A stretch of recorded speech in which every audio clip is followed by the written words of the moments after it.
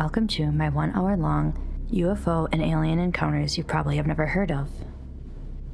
Today's source will be The Humanoid Encounters, The Others Among Us from 2010 to 2015 by Albert S. Rosales.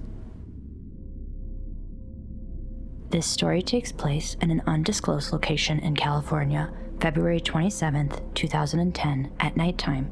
Source being MoveOn case log number 22061. A witness had been reading a book and feeling tired, switched off the light to relax in the darkness, gazing into his yard. That night, the full moon cast an almost spotlight glow across the backyard. Suddenly, he noticed a distinct 3-foot wide beam of light coming straight down in one part of the yard. The beam then moved closer to one of his windows, pausing just 3 feet away. At the time, the witness's fruit tree in the backyard was covered in white blossoms. As he looked at the tree, he observed a strange shimmer, like the wavy effect of heat rising from asphalt on a hot day. This distortion partially obscured the flowers, while the rest of the yard remained clearly visible. The witness, who had high-end, energy-efficient, UV-blocking windows, found it odd that he could still see this visual anomaly so clearly. Next, he noticed 2 tiny, bright white lights in the tree, resembling small LEDs. The lights, spaced like eyes, glowed intensely, reflecting faintly off his glasses. Then, an image appeared on the white flowers, a projection of a mottled black and brown figure resembling a reptilian humanoid. The figure had dark yellow eyes, a face with folds where a nose would normally be, and a hand with 3 claws, one larger than the others. The figure seemed to move as though speaking, showing small, white, pointed teeth, though no sound reached the witness. Strangely, the usually loud mating frogs from the nearby marsh were silent during this encounter. After a few minutes, the beam, image, and glowing lights vanished. Looking up, he noticed a blue-white star twinkling out of place, which soon disappeared as well. The witness wondered if this star might have been projecting something that hit his window, aligning directly with the fruit tree. This is a strange case. Most cases I've come across do not have this projection-like anomaly happening. I have to wonder if whatever is happening was specifically meant for this person, or maybe the signals got crossed and this man just happened to pick up on it, like when metal objects will randomly pick up on radio waves, and you might hear music from the radio playing. Overall, this is super strange, and I would like to see if I can find similar cases to this one. This next story comes from Oliveria Tandil, Argentina, October 2010, during the nighttime. From Marcelo Irmian, Scott Corrales, and Guillermo Jimenez. 2 young friends were walking along a mountain road when one of them, Ezekiel, noticed a bright light up on the ridgeline to their left. His friend couldn't see it at first, but soon they both spotted what they initially thought was a campfire about 150 meters away. What puzzled them was that the light didn't illuminate the surrounding area, which was unusual since a campfire would typically cast light around it, especially in the dark of the mountains. They also noticed that the light seemed strangely opaque, almost like they were viewing it through an X-ray, with its luminosity focused in one concentrated source. After watching this mysterious phenomenon for 3 or 4 minutes, they moved closer and realized the campfire was actually a humanoid figure. As they got nearer, they could make out legs, arms, a torso, and a head. A tall figure in a blinking, luminous suit that turned on and off intermittently. Coming even closer, they observed that the figure seemed to be searching for something on the ground. Its head tilted forward, body completely rigid, arms held straight down along its sides, and its movement was robotic. It took a few steps, spun in place, then repeated this motion, as if meticulously scanning the ground. The being's strange, luminous outfit stood out, a coverall-like suit with a transparent, fishbowl-shaped helmet over its head. A small light was visible in the center of its face, and its height appeared to be over 1.8 meters, which they gauged using a nearby tree. A few minutes later, Ezekiel made a clicking sound, causing the figure to immediately turn and look directly at them. Stunned by the creature's reaction, Ezekiel began exclaiming, "It's not human! It's not human!" They both sprinted back to their cabin, but Ezekiel's friend paused briefly, staring at the being as it began to ascend the mountainside. The creature seemed to rise, either levitating or floating, prompting Ezekiel's friend to run after him. In a panic, Ezekiel turned back and claimed the being was following them, though his friend didn't turn to confirm this. Before the encounter, they had noticed an eerie silence in their surroundings. There were no sounds typical of a night in the mountains. No rustling leaves, no birds in the trees, no distant cars, and even the wind had stilled. The atmosphere felt distinctly unnatural, as if they were in a place apart from the usual rhythm of the night. With this case, I'm just very intrigued by it overall. This being appears to be looking for something, and I find it weird they wouldn't just be able to immediately detect it with whatever technology they have. Then again, it could have been just scanning the Earth itself to gather information, like soil information and rock identification. Granted, I know I'm coming at this from a human perspective, and what we might study on other planets that are not our own. The outfit it's wearing is also bizarre, but also not uncommon, I feel. I wonder if this suit is needed for this race of beings to be able to survive on a planet that's not their own.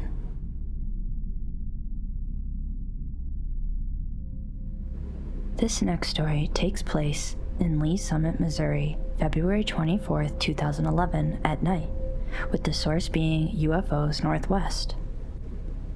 The witness recalls an episode of missing time during the 2011 snowstorm with fragmented memories of what happened.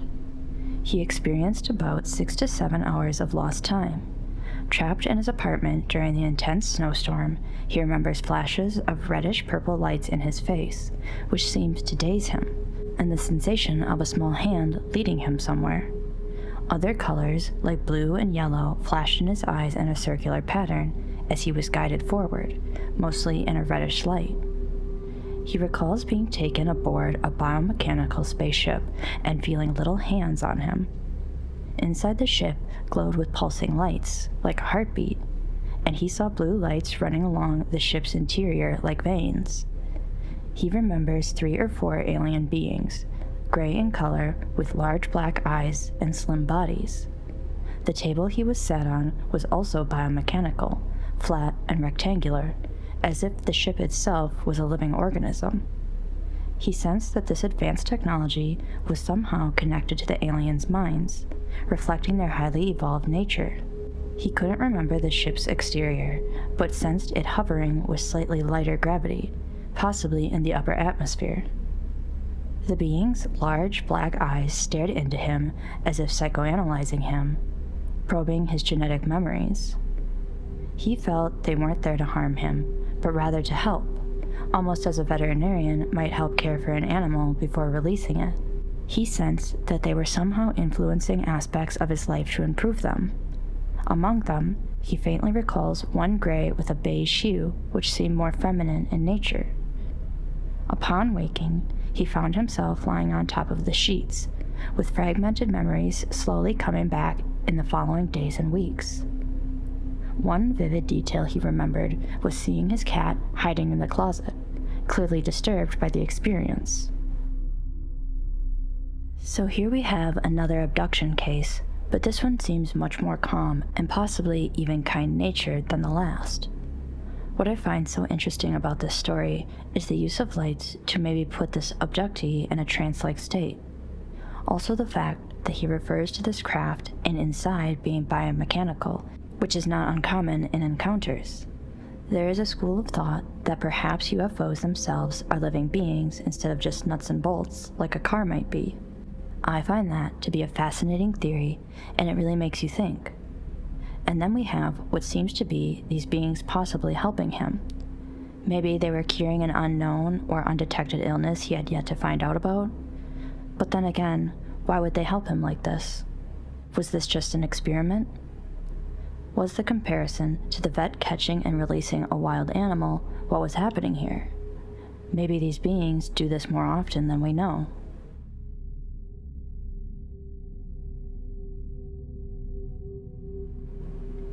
This next story takes place in Ica, Peru, 2011 at 10 p.m., with the source being Expediente Oculto.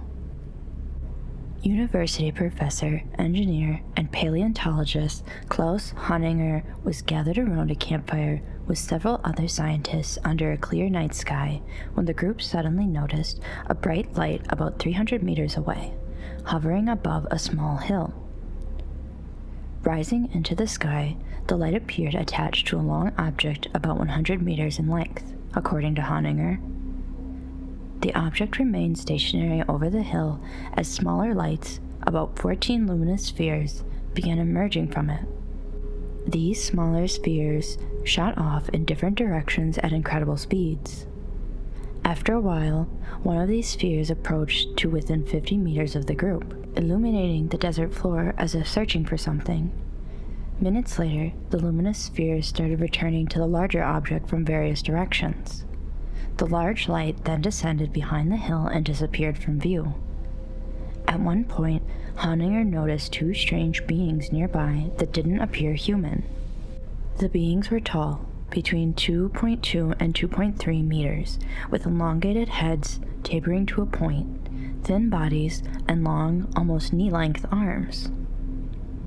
Honninger felt an intense emotional reaction upon seeing the beings, while his wife, also part of the group, became so frightened she seemed to have a nervous breakdown, especially as the beings appeared to move closer. Observing this, the two beings paused, briefly looked at each other, then turned away and left. Within 2 to 4 minutes after this encounter, a smaller craft appeared from behind the hill, swiftly ascended, and vanished into the sky. Honninger managed to take a photo of the craft. Later, Honninger shared the most astonishing detail of the encounter.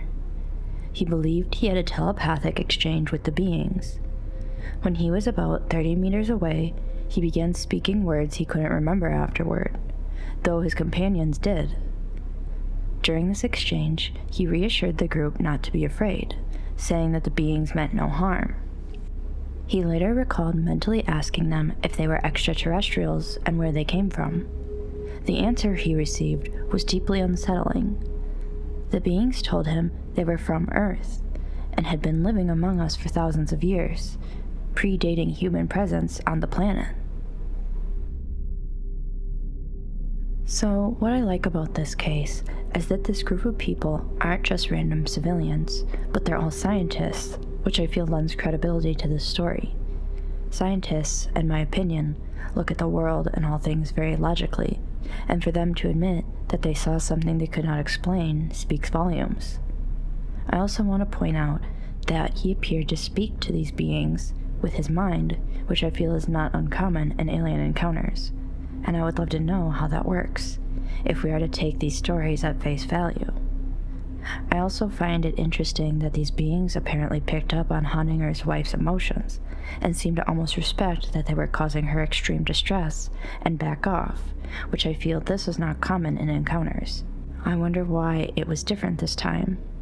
What do you think?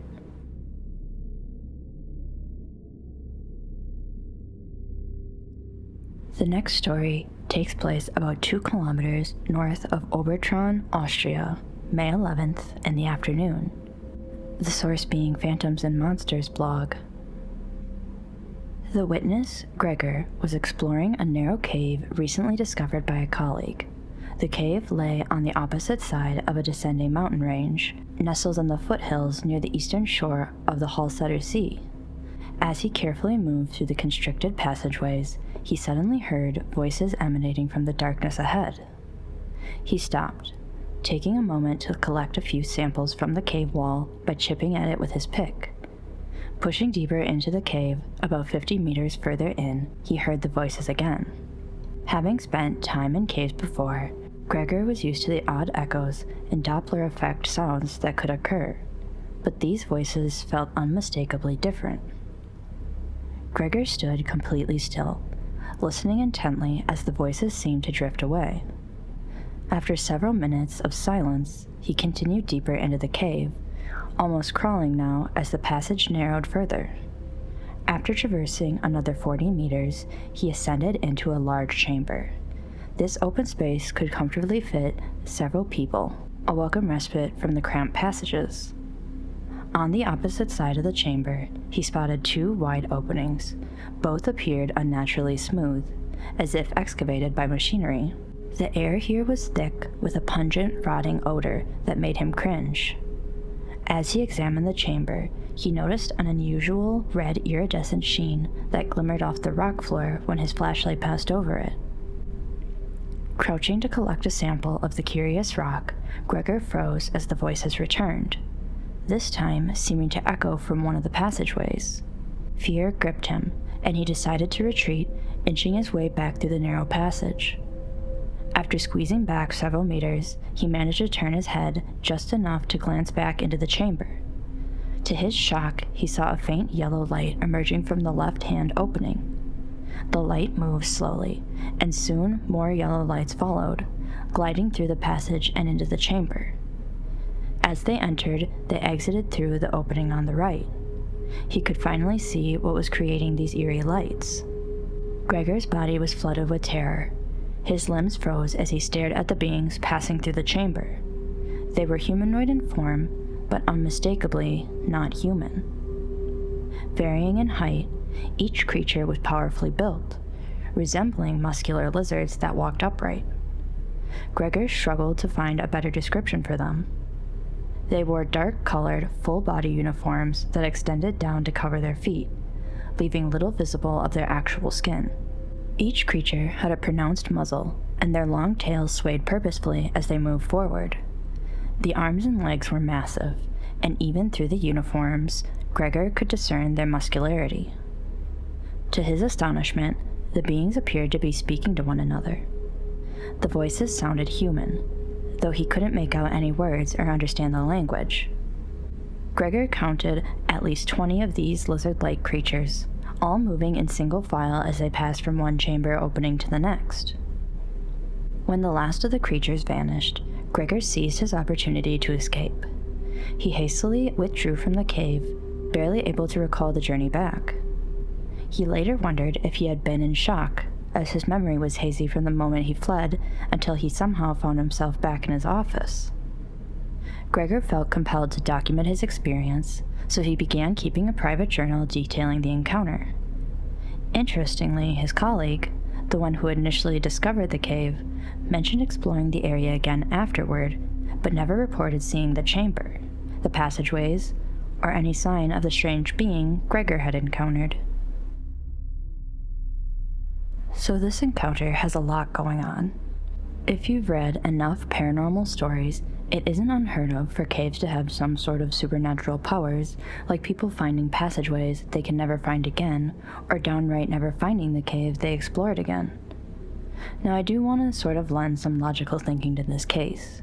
When it comes to exploring caves, it can be very dangerous. There can be gases and toxic air in these caves that are odorless and colorless. There can be no breathable air as well. There can be spores and other bacteria humans do not regularly encounter.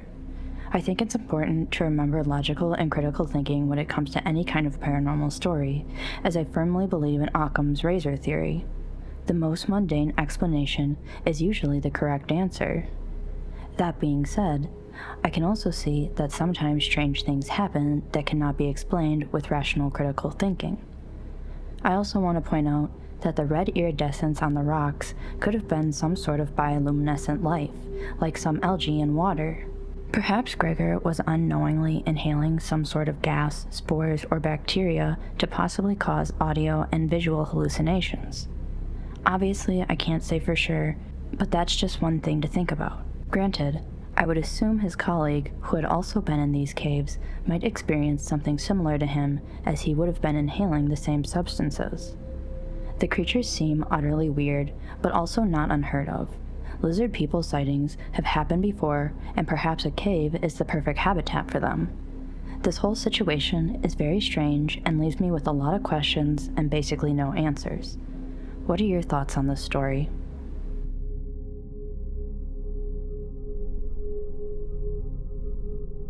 This next story takes place in Hightown, Merseyside, England, in January 2011 at nighttime. Source: Bufog, freeforms. While jogging through a pine forest near the Freshfield Squirrel Sanctuary, the witness suddenly heard a loud humming noise and saw flashes of colorful lights filtering through the trees.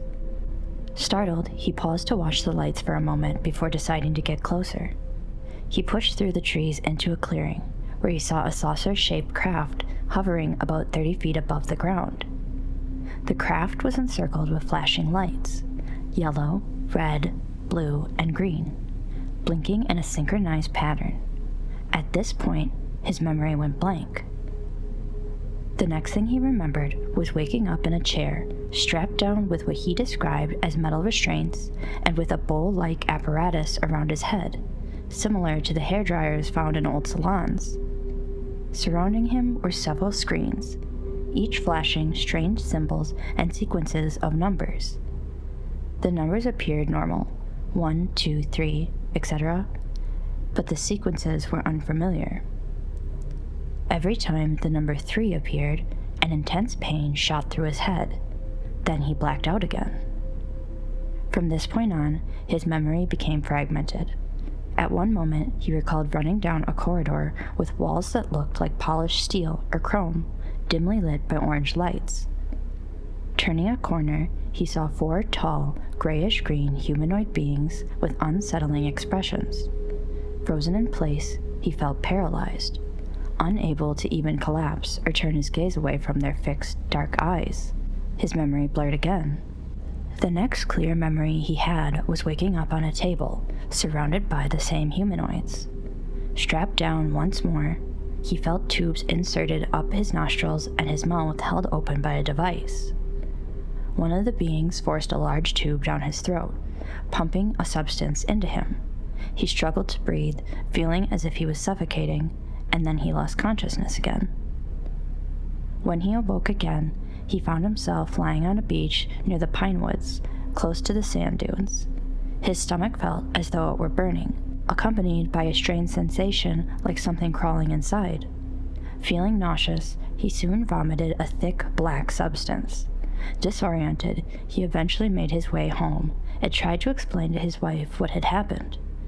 To his shock, he learned that he had been missing for 2 days. In the days following, he couldn't sleep, often trembling uncontrollably. Eventually, his wife came to believe his story. So this case is downright terrifying. I can't imagine the primal fear this man must have had with this experience and how traumatizing this must have been for him. Once again, we have an encounter that has this strange buzzing or humming element that seems to occur quite frequently with close encounters. It's not often that we get to hear a decent recollection of someone's experience like this. I have no idea what these beings could have force-fed this man.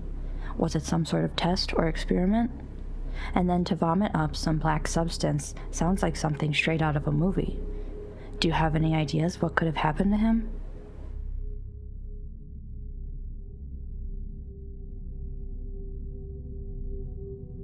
The following story is located in Oujda, Morocco, December 15, 2011, late night, the source being garpen.ca.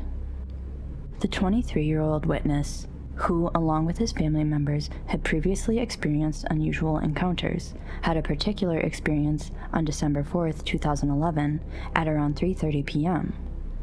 On that day, he observed 4 diamond-shaped lights spinning quickly across the sky from east to west. He had managed to capture this glowing display using a handheld game console equipped with a camera. Later that night, he awoke suddenly, sensing a presence in his room. After a tense 10 minutes, he heard a faint ticking sound, tick-tack-ack, which reminded him of the sound made by buttons on a fax machine. Shortly after, a dim red light began to float toward him. As it approached, he discerned a short robotic figure within the light. To his shock, he realized there were 2 robotic-like beings standing near his bed. They moved closer and firmly took hold of his wrists, urging him to come with us quietly, and repeating, "Come with us outside without making a sound." The room was too dark to see their feet, but their hands felt metallic and cold. Although there were 8 other people in the house, he found himself unable to scream as they led him down the main corridor. Upon reaching the front door, which was already open, a sense of fear overcame him. Outside, he saw a black, diamond-shaped vessel resting on 4 sturdy supports in a vacant lot beside the house. The object had a row of lit portholes and bright yellow lights glowing along its edge, as well as strange symbols, one of which resembled L7. As he approached, the vessel seemed much larger than before, likely about 24 meters wide and 30 meters tall. However, upon entering, the interior appeared significantly more expansive, a common effect noted in similar cases. His next memory was of lying strapped to what seemed like an operating table. Upon regaining consciousness, he noted the unusual surroundings. Everything, walls and furniture, was a monochromatic mix of gray and black, proportionate to the size of the small robot-like creatures that had taken him. His hands and feet hurt. Then a door opened and 4 entities entered, one of whom was larger and dressed differently, identifying himself as the leader. The leader pointed to another figure by the door, armed with a strange device, and instructed the witness to remain calm, assuring him there was no escape, but also that he would be safe. The leader wore a head device seemingly used for language translation, while other entities had shoulder-worn translation aids. Communication with the witness was both spoken and telepathic, though the beings also murmured in a language with discernible syllables. The leader pressed a button on a console near the table, releasing the straps. The witness sat up and, upon standing, felt the floor beneath him was soft and noted that he was now wearing unfamiliar slippers. He was then directed to a screen in a corner of the room. As they passed a yellow-lit floor panel, he saw numerous beings working in what looked like a warehouse, some operating machinery resembling backhoes. The entities handed him a pair of glasses that translated their language on the screen into Arabic, his native language, allowing him to understand the presentation. For about half an hour or more, he viewed a film-like presentation. The leader explained that their species, called the Cyclones, come from a planet orbiting Kepler 22b in the Cygnus constellation and had been visiting Earth since 2002. The Cyclones were amphibian-like humanoids from a cold environment. After this presentation, the witness was led out of the examination room, as he described it, and into a central corridor with numerous doors. Observing the door mechanisms closely, he noted that despite the monochrome environment, the walls, furniture, and even the beings' uniforms were black and gray, a vibrant light emanated from their instruments, giving a contrast to the otherwise colorless space. The witness was led through another door into a larger room, which seemed to be the vessel's control room. There, he saw a large star chart and 2 entities in blue suits distinct from the others, which he was told represented one of 18 social or functional categories in Cyclone society. A being at the controls showed him a screen displaying the positions of both Allied and enemy ships.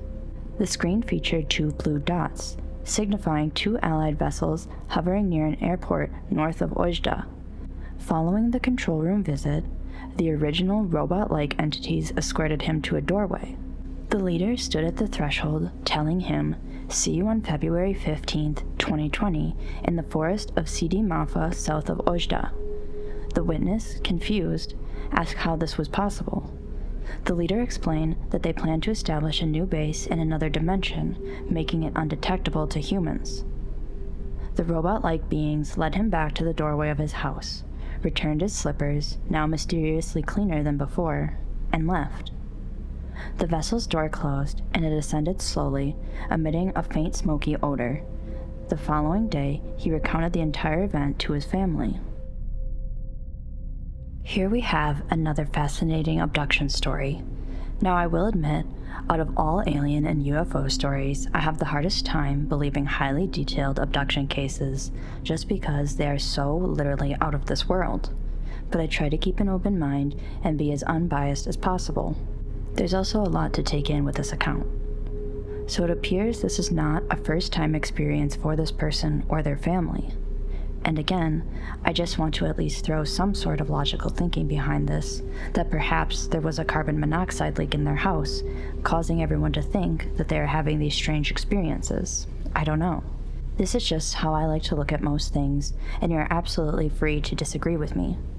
I just like to try to make sense of things before I allow myself to consider a more paranormal explanation. With that out of the way, we get a very detailed abduction. The first thing that stood out to me were the robot-like beings. This definitely seems to me that these could be some sort of drone workers, perhaps. And then the witness is again in a hospital-like setting with these beings who seem relatively calm and somewhat kind. I don't think they had bad intentions, but maybe not kind intentions either.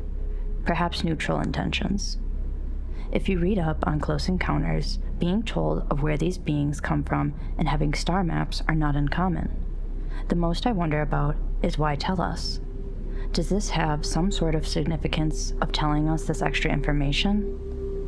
I also thought it was nice that at least these aliens dropped the witness off back at their house and even cleaned his slippers. That was very thoughtful of them.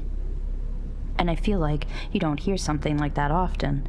Usually, witnesses are just dropped off either in random locations or haphazardly just thrown back into their house or wherever they were at when the abduction occurred.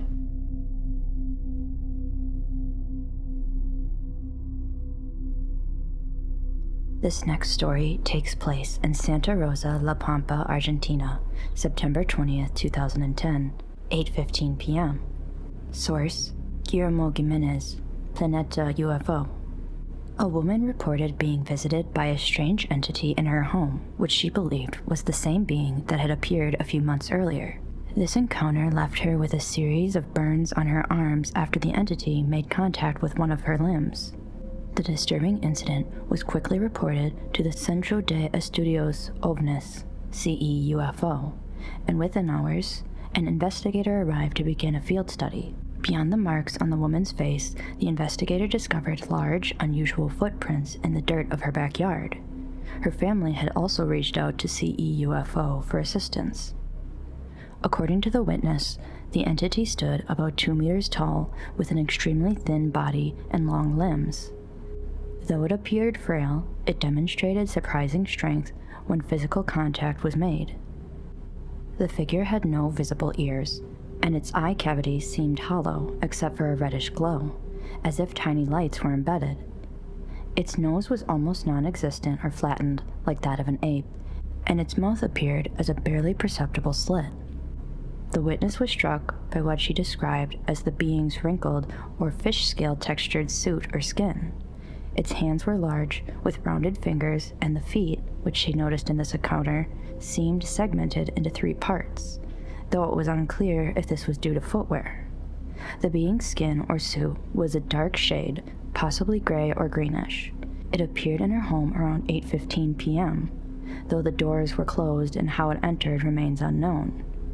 She felt an eerie sense that the entity was not alone, as it seemed to look and move as though communicating with something unseen behind it.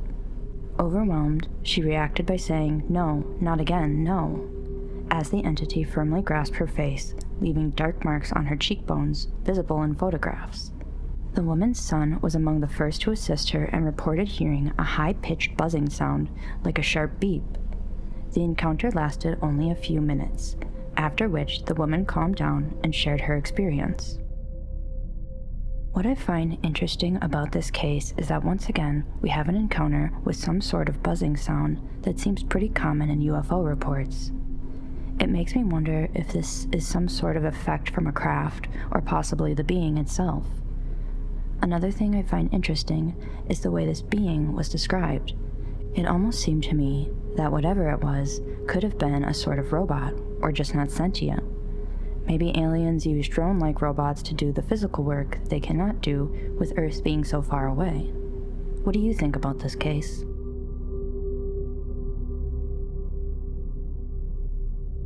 The following story takes place in Southampton, England, June 2nd, 2015, during the night, with the source being MUFON CMS. 4 weeks before the main incident, at around 4 a.m., the witness was jolted awake by a loud, low-pitched, pulsating noise directly over his house. Each pulse of the sound was strong and rhythmic, And as he became more aware, he noticed objects on his bedside table vibrating along with the window beside him, in time with each pulse. He lay there, listening intently, and soon realized that the noise seemed to originate from somewhere above, high in the sky. The sound grew louder and softer, as if it was slowly combing through the residential area in a calculated, grid-like sweep, moving at a speed of only 5 miles per hour, with pulses around 2 seconds apart. After approximately 40 minutes, the sound intensified, coming closer until it hovered directly overhead. Fearful yet composed, he managed to use an advanced meditation technique to calm himself, eventually drifting into a dream. Though he hadn't seen the source, he had a distinct sense that the craft was scanning the area, almost as if it was methodically mapping the neighborhood. Then, exactly 4 weeks later, at around the same time, the witness was wide awake. He had been working night shifts, and his body clock was attuned to staying up through the night. Suddenly, he heard the familiar pulsing noise again, approaching from the northwest, close to his window. The sound was faint at first, signaling the craft was still some distance away, but as it neared, it changed course, heading north. Unfortunately, due to the placement of nearby houses, he couldn't see much of the sky except for what was directly overhead or a few hundred meters in front. Preparing for the noise to return, he turned off all his electronic equipment and lights and waited. About 40 minutes later, the craft reappeared, approaching head-on from the northwest and gliding directly over his house at treetop level.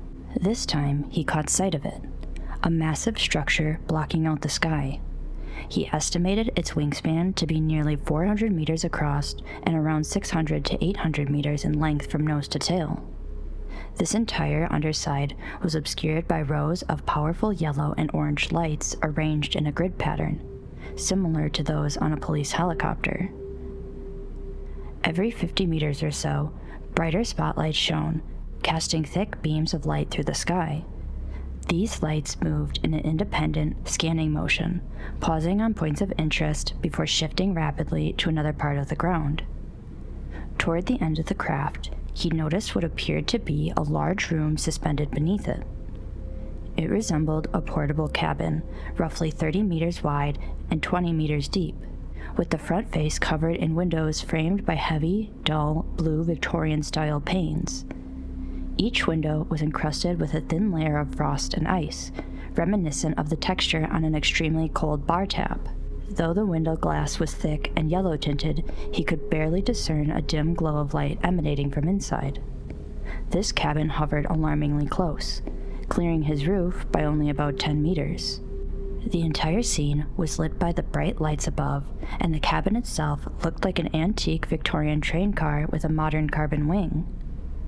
The materials used in the window frames and glass appeared unlike anything he'd seen, despite his background as an engineer. He theorized that the frost on the frames came from the craft's previous high-altitude flight, which would gradually melt as it descended. Later that night, he finally fell asleep, but woke abruptly to the presence of 3 dark figures at the foot of his bed. All 3 were clad in black. The figure closest to him on his right was taller than the others, around 6 feet 5 inches tall, with a slim build and hood concealing its face. The witness noticed that, while he had closed his curtains and left the window open, both were now reversed. The curtains were open and the window closed, allowing moonlight to seep in. As he regained consciousness, he found he couldn't move. The figure to his right was gripping his wrist tightly, applying considerable pressure, which made him feel the creature's strength without any apparent effort. This figure's face was visible. A muscular face with black cloth covering its mouth and nose, much like a surgeon's mask, and protruding cheek muscles and bones. This entity wore black leather gloves and an all-black outfit with a leather breastplate and straps, evoking the attire of a samurai warrior. A gap between its glove and sleeve revealed a dark green forearm, and the face was green as well, with hair somewhat resembling that of a human. The witness's sudden awakening seemed to alarm the figures, as if he were not supposed to be conscious. Despite his immobilization, he attempted to project feelings of anger and resistance, fixing his gaze intently on the entity holding his wrist. This entity then turned to the two taller beings at the foot of the bed, reached behind him, and produced a large syringe while still holding the witness's wrist. As he prepared the syringe, the witness felt himself regaining some strength, as though he was overcoming an anesthetic. Summoning his will, he began to raise his right hand in an attempt to grab the figure's hand. However, as he moved, the figure holding his wrist leaned forward and with a swift motion injected the entire contents of the syringe into his nose, instantly paralyzing him once more. As he lay there, unable to move, he watched the figures as they began to fade from sight, disappearing before his eyes. He felt himself slipping into a deep, unwilling sleep. And, as he drifted off, he faintly heard them conversing in an unfamiliar, alien language. This encounter intrigues me because it seems like maybe this wasn't the first time an abduction had happened, and maybe the witness just didn't realize it. Many cases of abduction often indicate that abductees are not taken one time and then left alone. Rather, it appears to happen throughout their lives, if they are able to remember or are told by the beings themselves that they have been taken before. And adding my own interpretation of this, I have to wonder if this whole neighborhood was actually being abducted by these beings and possibly studied. My reasoning for this is that it did truly seem like this craft was scanning the houses in the neighborhood, potentially looking for humans that were inside the house. To me, the pulsing seemed like maybe some sort of echolocation for these beings to find humans, like bats, but that's just my own thoughts. What do you think it could have been? I also think that this wasn't his first time being abducted, as the beings in his bedroom looked startled or shocked that he would have woken up when he did. Maybe whatever they used to keep him asleep and paralyzed wasn't a strong enough dose, or perhaps his body was even becoming accustomed to whatever was inside the syringe. Again, I am brought back to thinking that if alien abduction exists, why are they taking us and putting us back? The most likely answer to me is to study and research us. But could there be a more sinister reason behind the abductions? What do you think?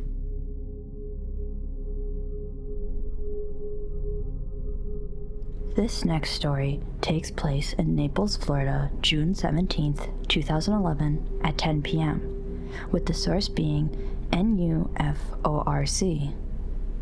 The witness initially went to bed around 10 p.m. He was sharing a room with another person lying in separate beds, much like a hotel arrangement.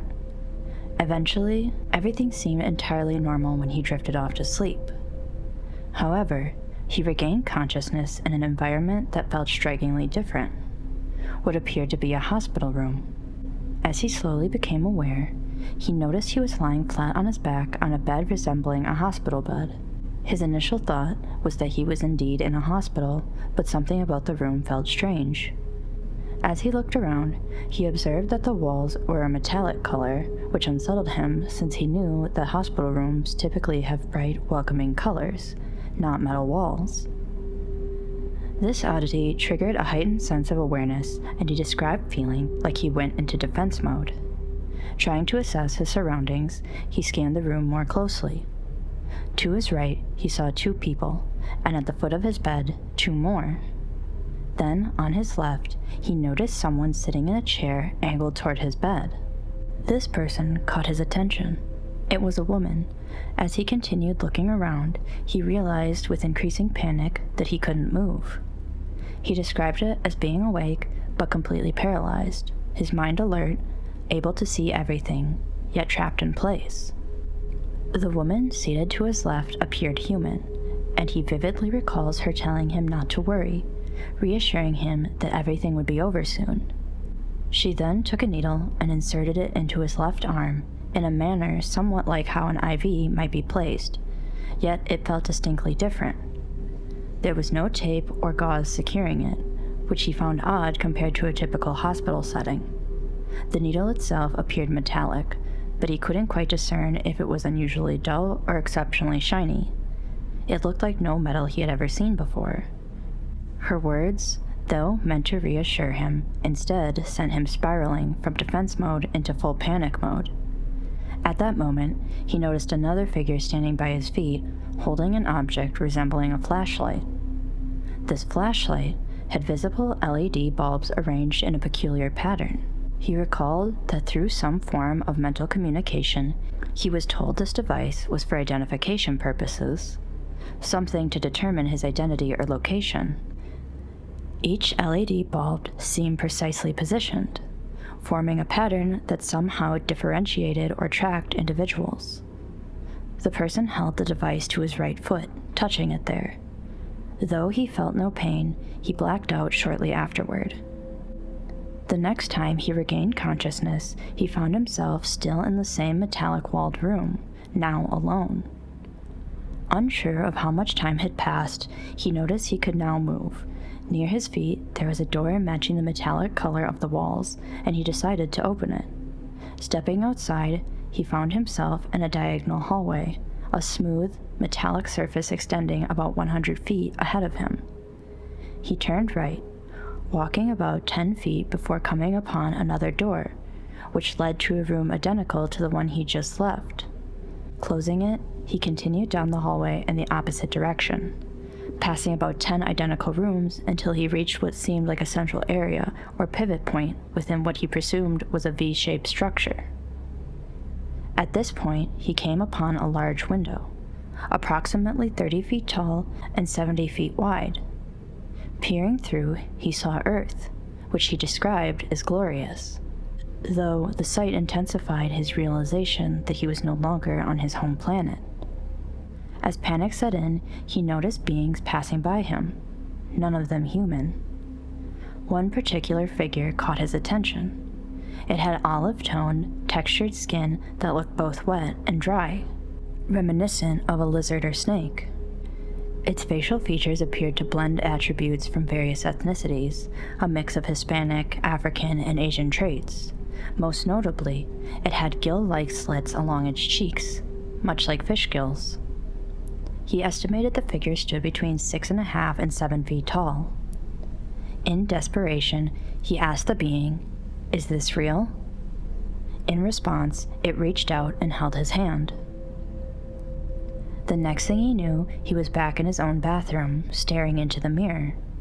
Snapping back to reality, he found himself in shock. He looked down at his arm, where the woman had inserted the needle, and saw a small blood spot or scab. He felt dazed, as if he'd been exerting himself all day in the ocean or on a ski slope. When he checked the time, he found it was around 6:45 to 7 a.m. Almost 9 hours had passed since he had gone to bed.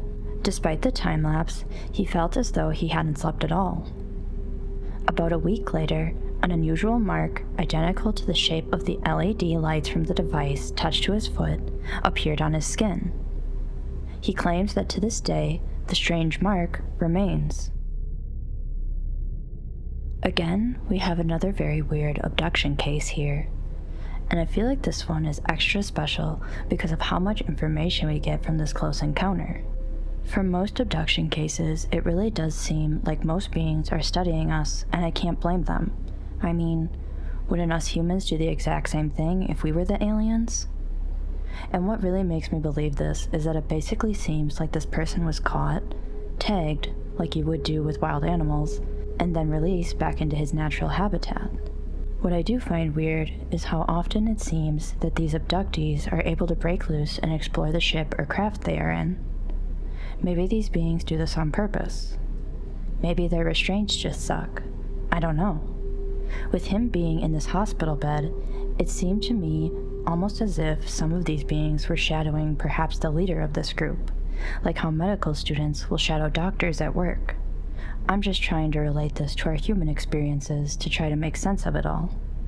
And again, bringing some sort of rational thought to this could be that this person was experiencing extreme sleep paralysis and/or hypnagogic hallucinations, but obviously I can't say for sure, and I don't think we'll ever have an answer for this one.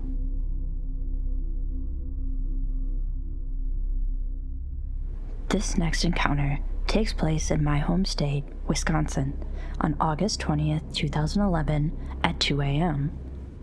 The source being UFOclearinghouse.com. The main witness had planned a weekend trip for camping, hiking, and fishing on family-owned land. Joining him were his older and younger brothers, his best friend, his older brother's best friend and girlfriend, as well as his younger brother's girlfriend and one of her friends. They packed his truck with all the necessary gear and followed his brother's SUV to their destination.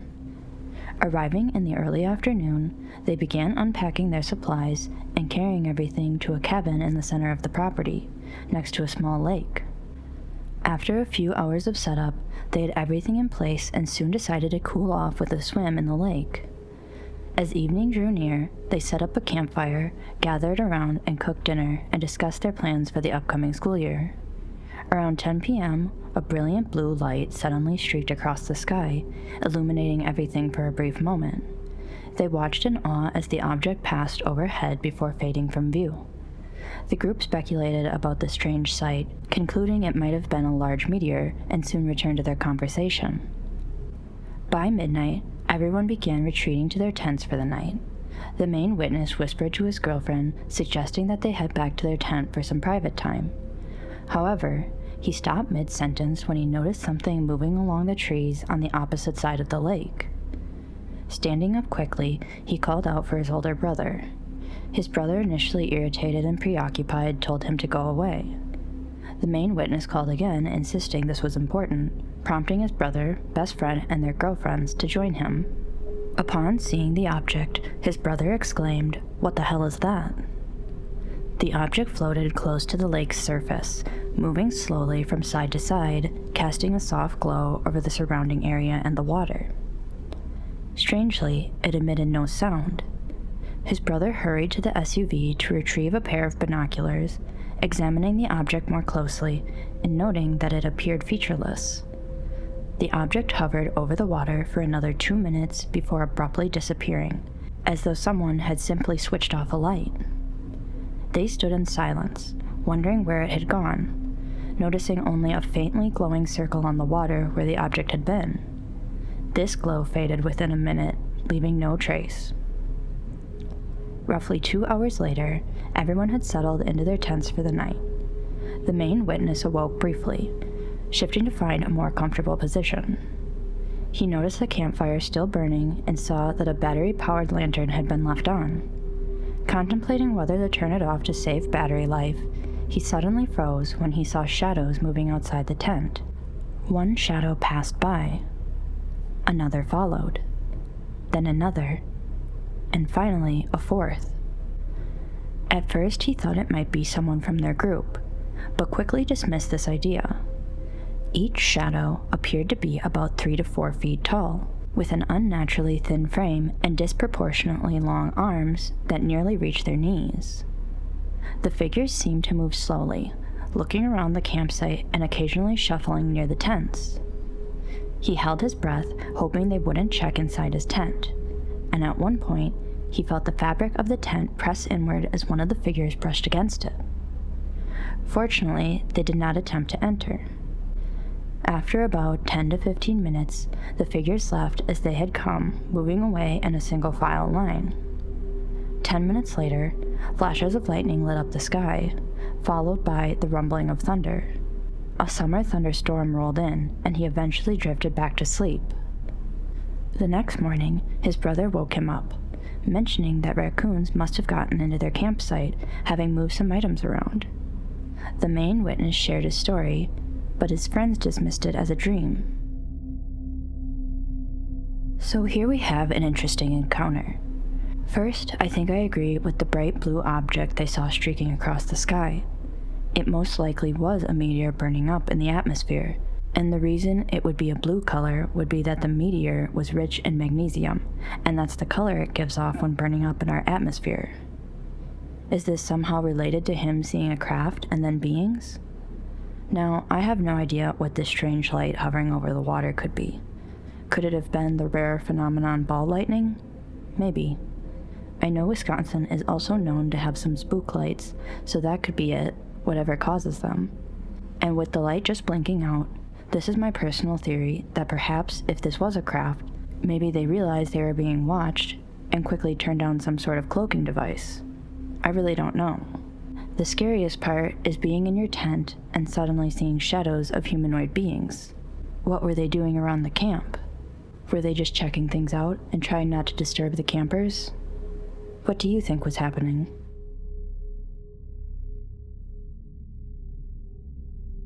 This story takes place in Merrill, Oregon, December 23rd, 2013, at 5 a.m., the source being MoveOn CMS. The witness was driving along Highway 39, heading out of Klamath Falls, and as he approached the town of Merrill, he noticed something unusual. Off to the side of the road, about 50 or 60 feet away in a field, he saw a bright, pure white light. It was pointy-edged and had a somewhat rectangular shape, illuminating from an object silhouetted against the houses behind it. Despite the early morning darkness, he could make out that this object was shaped somewhat like a pie plate, approximately 20 feet in diameter, with a dip or indentation on one side. It was on this indented side that he noticed several small figures, perhaps between 2 and 4, moving around the object. Though it was too dark to see them clearly, he got the distinct impression that they were engaged in some sort of work. Curious, he slowed down to get a better look at what he was seeing. However, as he observed the scene, he suddenly felt a sharp sense of alarm, almost as if the figures had become aware of his presence and were startled by his attention. Although he couldn't see them well, he guessed that they were either children, teens, or perhaps women, based on their height and frames. They froze and seemed to stop whatever they were doing as he continued to watch. As he continued driving into town, he briefly lost sight of both the object and the figures. Since he was in a U-Haul truck towing a car trailer, it wasn't easy to turn around to go back and look. However, after just a few minutes, he managed to make his way back, but the object was gone. All that remained was a faint haze or mist in the area where he had seen it. Still curious, he scanned the sky, leaning out of his window, and noticed a blinking red beacon. It was similar to the aviation beacons scattered throughout the area, mounted on mountaintops and towers, but this one was hovering. There was nothing holding it up. It seemed as if it was mimicking the other beacons nearby. Then, unexpectedly, the blinking stopped, and red and white lights appeared around the perimeter of the object. The lights began to rotate around its circumference in a pattern: white, red, white. At that point, he realized it was undoubtedly a disc. The front, or what he assumed was the front, tilted downward at about a 20-degree angle, and the object began to move slowly at what he described as a casual helicopter speed. He listened carefully, but heard no sound at all. The craft first flew southeast before altering its path about a mile away, heading toward what he estimated to be the direction of Mount Shasta. At the same steady speed, it gradually disappeared from view. Still curious, the witness drove around the edge of town near the area where he believed the craft had landed. He noticed some strange occurrences, such as a man sitting in a house closest to the landing site. The man was positioned in front of a large window with no blinds, but seemed entirely unaware of the witness's presence outside. The witness eventually continued his journey, but as he drove through a wooded area near the Lava Flows Monument, his truck unexpectedly lost power, slowing to almost a halt.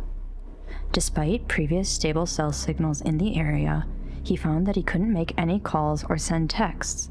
They all failed to go through. Here's my theory on what maybe was going on with this encounter.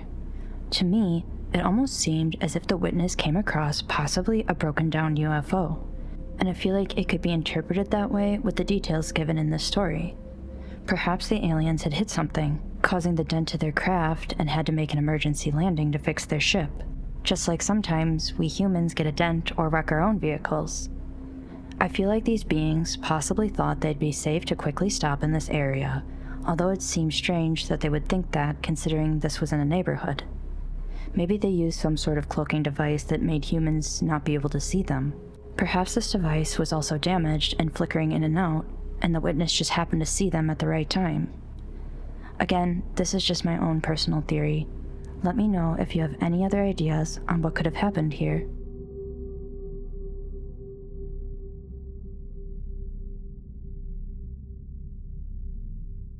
The following story comes from Lake Arcadia near Edmond, Oklahoma, August 24th, 2013, 1 a.m.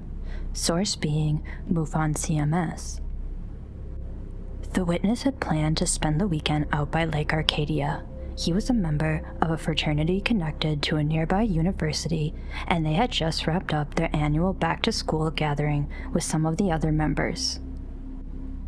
They'd chosen a spot to the lake's shore, and by around 1 in the morning, he was the last one there, having been alone for about half an hour. It was his job that night to make sure no one drove home while intoxicated and to leave the campsite in good shape once everyone had gone. Because of these responsibilities, he had stayed completely sober and hadn't consumed any alcohol or drugs. After loading the last bag of trash into the back of his truck, he felt a strange urge to look over the lake. The feeling was a bit like he was daydreaming, an odd sensation he couldn't quite explain. As he scanned the lake, everything seemed normal at first, but then, suddenly, he noticed a bright, glowing light beneath the water. He couldn't tell the exact size from his distance, but the shape was a large, circular ring with a greenish-yellow glow, interspersed with flashes of red and blue lights that pulsed rhythmically. He stood there, frozen in amazement, watching as the circular light moved slowly beneath the surface from one end of the lake to the other. It drifted back and forth across the lake 2 or 3 more times over the span of about 5 minutes, before stopping near the lake's center. As he continued to watch, the light grew brighter and brighter until suddenly it shot out of the water and vanished into the sky. The sight left him stunned. He turned and ran toward his truck, adrenaline rushing through him. When he reached the truck, he fumbled around in his pockets for his keys, but as he did, he saw a flash of light out of the corner of his eye. Turning around, he saw a massive ship hovering above and slightly behind him. This ship wasn't a typical saucer shape. It was more like a layered cake, suspended 20 or 30 feet above the ground. It lingered there for only a few seconds before shooting back up into the sky. Breathless, he turned back toward his truck door and tried to unlock it. Just then, something in his peripheral vision caught his attention, and he jumped back against the side of the truck. About 15 feet away, he saw 3 figures standing there, watching him. 2 stunning women and 1 very tall man, who must have been at least 10 feet tall. All 3 had nearly white blonde hair and striking blue eyes. They didn't say anything aloud, but he distinctly heard one of the women's voices in his mind saying, "My name. Please do not be afraid. You have an important role to play if you would like to help us." In a trembling voice, he managed to reply, "Okay, but I don't know how." She answered, "Don't worry, you will know in time." The moment she said that, everything went black. He eventually regained consciousness around 2:30 in the morning, lying about 30 feet away from where he'd last been, beside his truck. This story just downright scares me, because as I read, I just kept putting myself in the witness's shoes. How scared he must have felt being alone in the woods in the middle of the night, and then seeing something you thought couldn't be possible, and then to top it off, actually seeing alien beings. With encounters like these, I wish we would know what it all meant and why beings sometimes appear before some people. Maybe it could be a witness just happened to be in the right or wrong place at the time, and the aliens were going to be at what they thought was an isolated area. I'm not really sure. I have to wonder with how much terror the man felt if he had passed out from fear, and it seems it was a relatively short amount of time for him to have some missing time. Although I can't account for why he wouldn't have been in the same place when he had woken up, where he should have been. A common theme I have been noticing in my readings is that when people encounter otherworldly beings, it often seems that there is 1 or 2 aliens that stand out, like the 10-foot-tall male being in this scenario. The 2 female beings seem to me to be Nordics, but I'm not sure about the man.